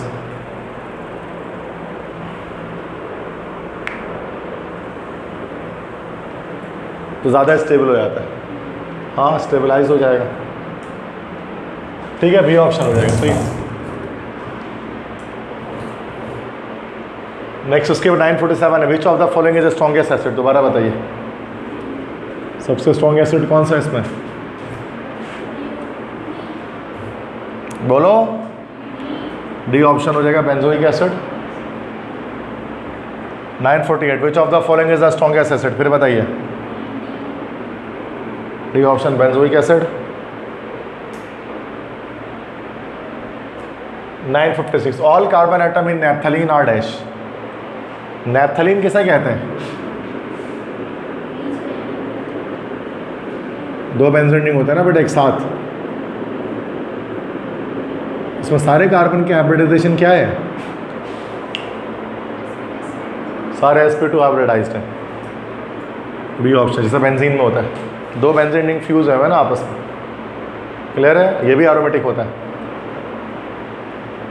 959 naphthalene undergoes nitration with nitric acid and sulphuric acid give mainly dash. Naphthalene की जगह हम नाइट्रेशन करेंगे तो क्या होगा, मतलब ये हमारा नेप्थलीन है ना भाई, इसके नाइट्रेशन करेंगे तो क्या होगा, NO2 ग्रुप लग जाएगा 1 पोजीशन पर, तो 1 नाइट्रो नेप्थलीन, क्या ऑप्शन हो जाएगा, दूसरा पहले ही कहलाएगा, लगा दें इसको, चले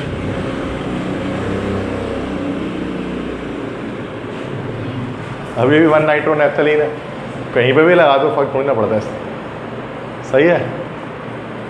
960 all carbon atom in anthracene are dash. Anthracene क्या होता है, बोलो, 3 रिंग एक साथ फ्यूज हो जाते हैं, याद है कुछ ऐसा, एंथ्रासीन, इसमें क्या होंगे सारे कार्बन एटम, sp2 हाइब्रिडाइज ही होंगे, ये भी बेंजीन रिंग ही है, 3 एक साथ फ्यूज हो गया, तो चाहे वो नैप्थलीन हो चाहे वो एंथ्रासीन हो, क्या फ़र्क पड़ता है। 963 विच of the following is not a heterocyclic compound. इसमें से कौन सा हेट्रोसाइक्लिक नहीं है। हेट्रोसाइक्लिक क्या होता है, जिसमें रिंग के अंदर कार्बन के अलावा कोई दूसरा एलिमेंट होता है, तो इसमें से कौन सा हेट्रोसाइक्लिक नहीं है। बहुत आसान हलवा है, देख के समझ में आ रहा है,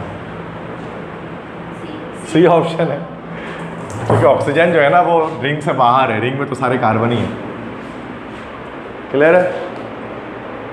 तो मसला इतना मुश्किल है, आप स्ट्रक्चर देख के डरना नहीं, आसान से कम सवाल होता है इससे। 965 the nitrogen atom in pyridine is dash.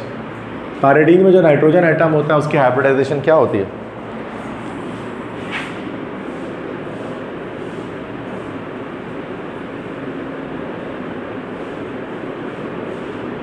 कौन सा हाइब्रिडाइजेशन करता है ये,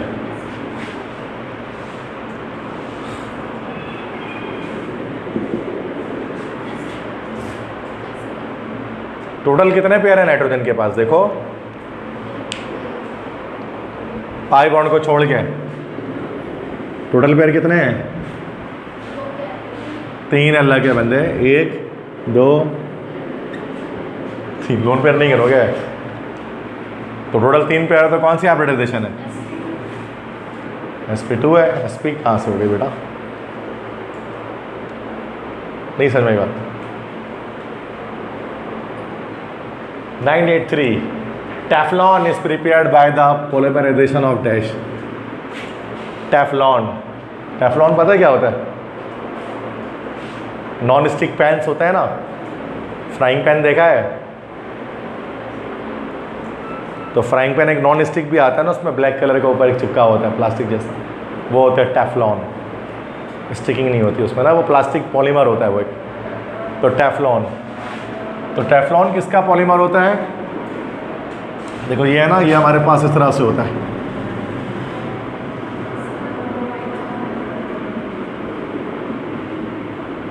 ये हमारे पास, दिस इज टेट्राफ्लोरोइथाइलिन। टेट्राफ्लोरोइथाइलिन है, ये हमारा मोनोमर है उसका टेफ्लॉन का, एडिशन पॉलीमर है ये। तो जब पॉलीमराइज करेंगे तो क्या होगा, पाई बॉन्ड टूटेगा और इस तरह से बेटा क्या होगा, इसकी लॉन्ग चेन चली जाएगी, दिस इज कॉल्ड टेफ्लॉन। तो टेफ्लॉन का मतलब यही होता है टेट्राफ्लोरोइथेन, टी से टेट्रा, FLO फ्लोरो और एन इथेन का टेट्राफ्लोरोइथाइलिन, टेफ्लॉन, नॉन स्टिक पेन्स जो होता है, लिखा होता है उसमें टेफ्लॉन कोटेड पेन्स, ठीक है। तो मसला नेक्स्ट है, Bakelite is obtained from, option है फिनॉल एंड फॉर्मेल्डिहाइड। ये पॉलीमर्स को हम देख रहे हैं यहाँ पर अब, ठीक है। तो मसला 985 nylon 6x6 is obtained from dash. बिल्कुल सही, A option, adipic acid and hexamethylene diamine. तो nylon 6x6 is obtained from adipic acid and hexamethylene diamine. Brightness कैसी अच्छी हो गई इसकी, ठीक है, अब लग रहा है खूबसूरत नहीं, थोड़ा ब्राइट आ रहा है, सही है, क्लियर है। 987 है, which of the following is a thermosetting plastic. इसमें से थर्मोसेटिंग प्लास्टिक कौन सा है, ए ऑप्शन है बिल्कुल सही। बेकलाइट जो इरिवर्सिबल प्लास्टिक है ना, उसको थर्मोसेटिंग कहते हैं, मतलब एक बार अगर आप उसको मेल्ट कर दे तो दोबारा सॉलिडिफाई नहीं होगा। बेकलाइट। 988 है, which of the following is an example of condensation polymer. बिल्कुल सही, नायलॉन 6x6। ये हेक्सामिथाइल डाइअमाइन और एडिपिक एसिड का कंडेंसेशन पॉलीमर होता है। सही है बेटा, तो मसला 989, विच of the following polymer contain nitrogen. इनमें से कौन से पॉलीमर में नाइट्रोजन मिलेगा आपको? बहुत आसान है, सी ऑप्शन में नायलॉन में ही मिलेगा, हेक्सामिथाइल डाइअमाइन, तो अमाइन में तो नाइट्रोजन आएगा। 990, adipic acid reacts with hexamethyl diamine to form dash. Option B nylon 6x6।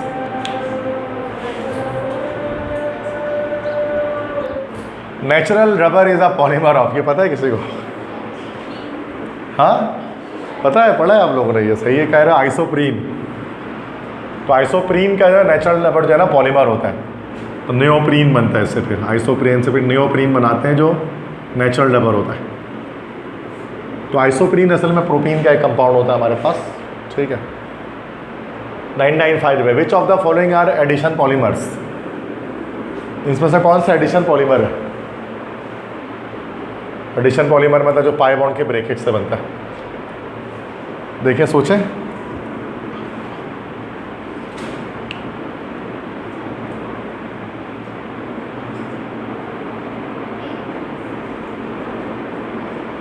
हाँ जी,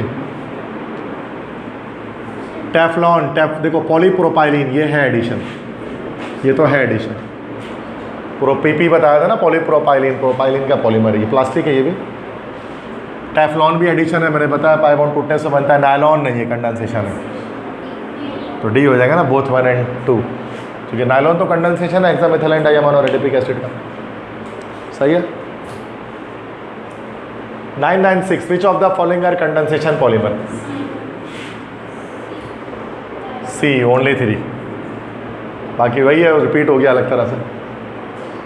997, which of the following is use to make Teflon. Teflon किससे बनता है, अभी बताया था ना।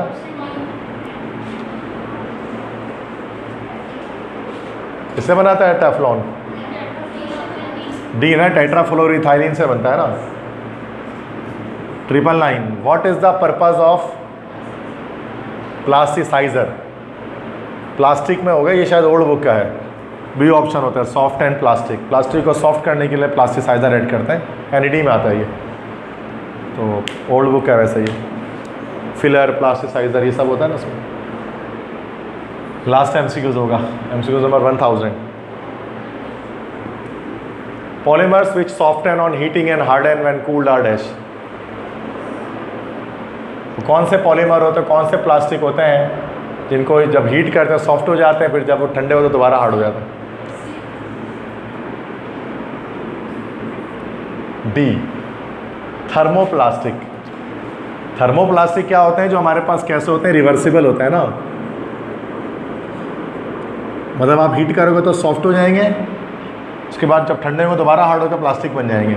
लेकिन थर्मोसेटिंग प्लास्टिक रिवर्सिबल नहीं होता, एक बार अगर ये ख़त्म हो गया अगर एक बार, तो दोबारा से वापस हमें प्लास्टिक फॉर्म नहीं होता। तो दो तरह के प्लास्टिक होता है ना, एक थर्मोप्लास्टिक होता है, एक थर्मोसेटिंग प्लास्टिक होता है, और जिस पॉलीथीन वगैरह हो गया वो थर्मोप्लास्टिक है, ठीक है। और बेकलाइट जो है वो थर्मोसेटिंग है, वो रिवर्स नहीं होगा, एक बार आपने हीट कर दिया ख़त्म है, दोबारा वो हार्ड नहीं होगा, दोबारा वो प्लास्टिक की फॉर्म नहीं है, पाउडर बन जाएगा वो।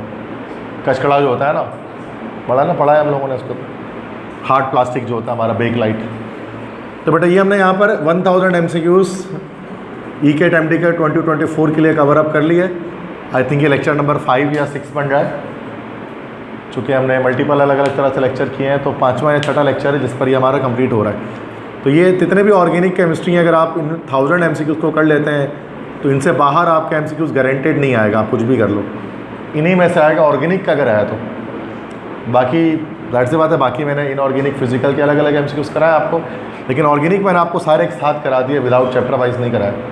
तो ये 1000 में सारे चैप्टर आ गए। ये सेकेंडरी क्लास से चैप्टर नंबर मतलब 3 से लेकर ये आगे चैप्टर नंबर जो है वो पूरा आपका 10 तक चले जा रहा है, ये बायोकेमिस्ट्री तक, मतलब 10 तक चला गया। ये 11 भी आगे समझो, इंडस्ट्रियल भी आई गया इसके अंदर, तो 3 से 11 तक पूरा हो गया न्यू बुक के लिहाज से। तो मसला ठीक है, तो बस ये आज के लेक्चर के लिए इतना काफ़ी है।